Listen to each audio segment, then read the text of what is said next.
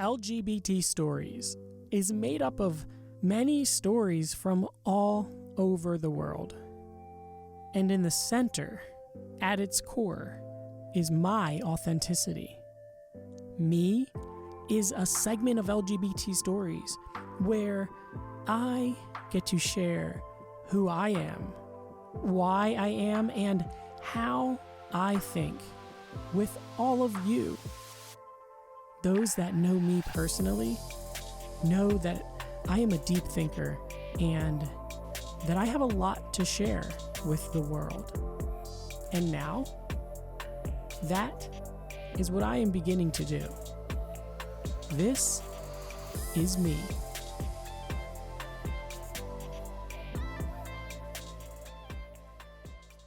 I'm about to go on a journey, opening myself up to the world.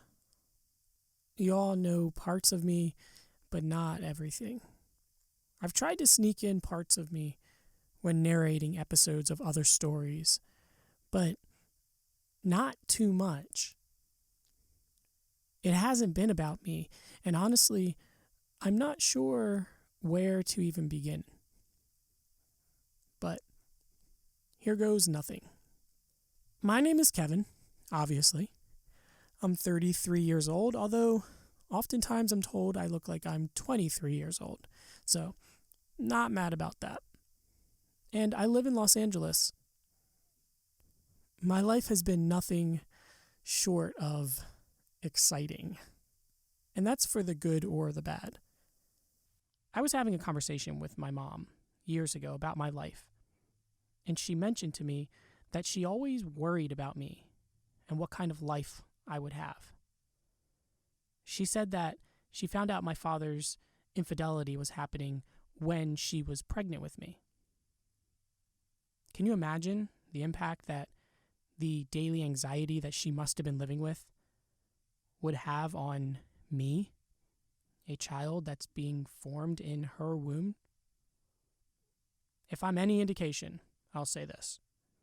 I fit the bill of a Gemini just perfectly. Then, to make matters worse, I was born with my umbilical cord wrapped around my neck and not breathing. Things just didn't seem to be in my favor from the beginning. I have 3 brothers, 2 are older and 1 younger, and I grew up in a small city in Maryland called Pasadena. I asked a high school friend once, many years ago, why he never moved from Pasadena. And his response was, I was born in Pasadena, I was raised in Pasadena, and I'm going to die in Pasadena. Maryland is odd.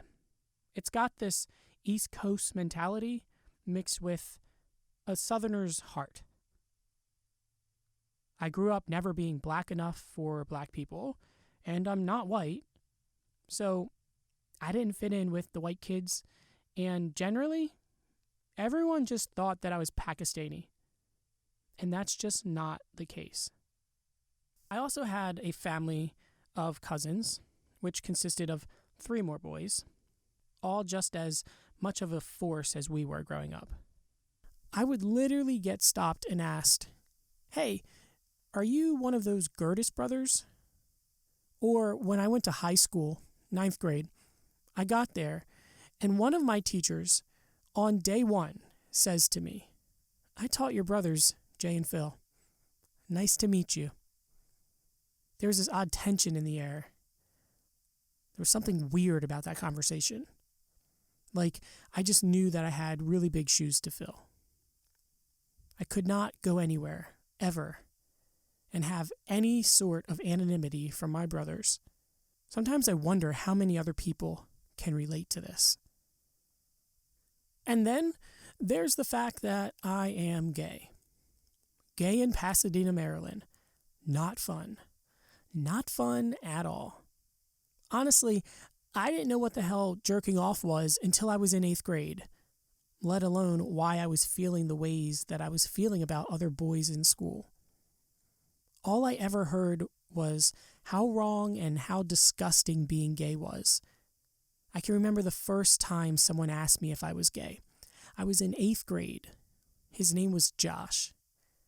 He walked up to me at George Fox Middle School.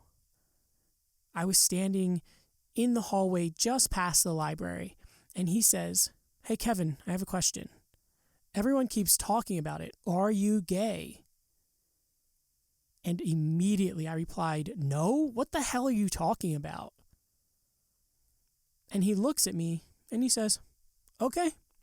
And he walks off. Like it was no big deal. Like nothing mattered. Like my answer was acceptable. It was here that my entire life changed. The moment that he walked away, my eyes looked directly at his ass, and they thoroughly enjoyed the sight. I said to myself, "Shit, Kevin, you are gay." It was as though someone gave me permission to know something fundamental about myself. My world was different. Everything changed. It was like I sort of grew up. Needless to say, I was not ready to start shouting from the hallways my newfound identity. I kept that shit under lock and key. Honestly, I didn't even really want to admit it to myself. It was after that I began taking to the internet in search for answers and honestly, thrills. But more of that next week. Imagine I'm winking right there. Oh, I did mention in last week's episode that I was going to talk about how LGBT stories came about in this week's episode. But the more that I got to thinking about things, I realized that it's best for me to stay focused on telling my story as it happened. What I will say is that LGBT Stories, it's not the first show that I've ever produced. I did have a podcast called The Real Life Show first. It was a great show, but it wasn't the right time or narrow of a theme enough. And after struggling with so many outwardly advocating episodes for the LGBT community through a new show, for example, LGBT Stories, I decided to launch LGBT Stories. I guess what I'm trying to say here is I was fucking terrified to advocate for my own community. Think about it, guys. I came from a world where if you were gay, you did not talk about it.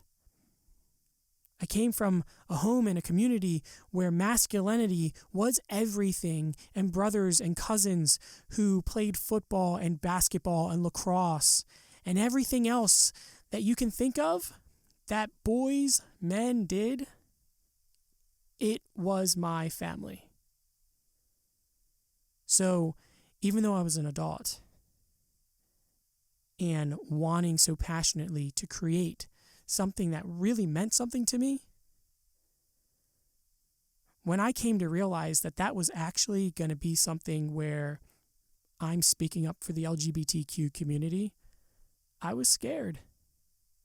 And it took me a long time of avoiding it to finally start.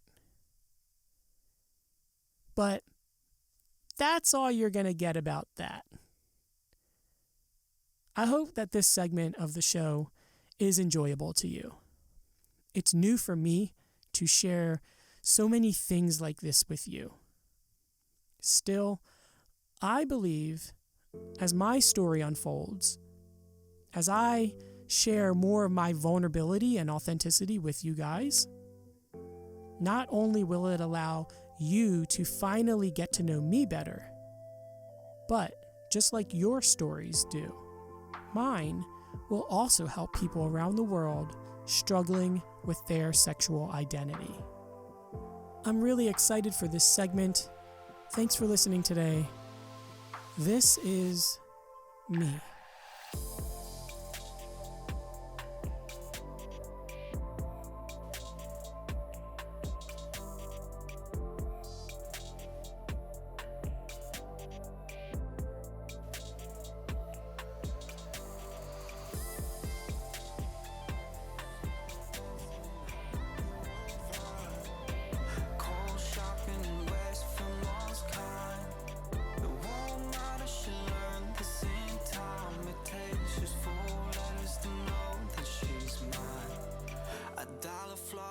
flowers to send your way. I make a promise you face your fantasy when I know she may not call me, but case you dare. This is an Ignited Pulse production. Our host is Kevin Gertis. Our intern is Kate Mays. You can contact us at admin@ourlgbtstories.com if you would like to be on the show and tell your story, or for press and advertisement partnerships.